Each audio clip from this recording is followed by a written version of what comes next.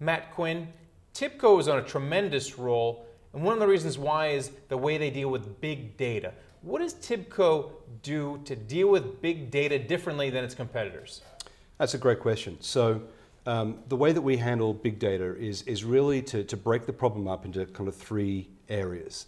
First thing we try to do is we try to understand the big data, and we've got tools like Spotfire that provide visual analytics on top of all this massive amount of data. Then what we do is we have the ability to take the rules from that understanding and anticipate the events that are coming through. And then from that anticipation, we have the ability to act on the event stream, on the patterns, a little bit ahead of time, a little bit before you may actually need it. Which industries are suffering the most from big data problems? It's a little bit of a strange one. Obviously, financial services and telecommunications generate a significant amount of data. However, what we're seeing is the companies that are actually taking advantage earlier than we expected is actually retail and CPG. They're generating a lot of data, a lot of information. They used to discard a lot of it. Now they're keeping it and they're trying to understand it so that they can anticipate it.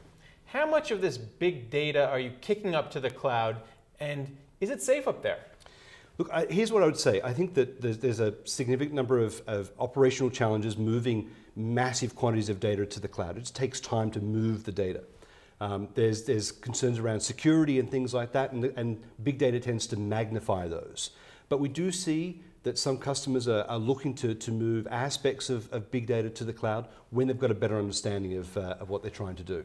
What's the #1 problem that customers are coming to you to solve nowadays?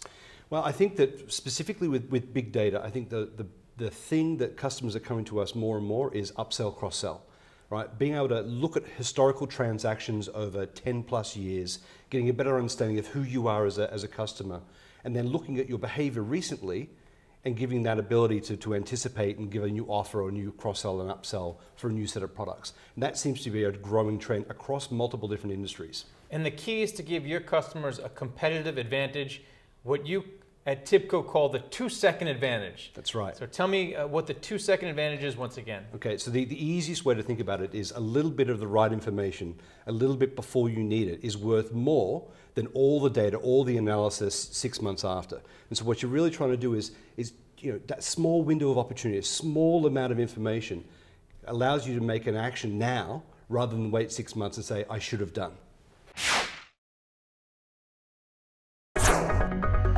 This market is stock pickers market. Stocks have rallied this year. We're coming into a Monday where we're going to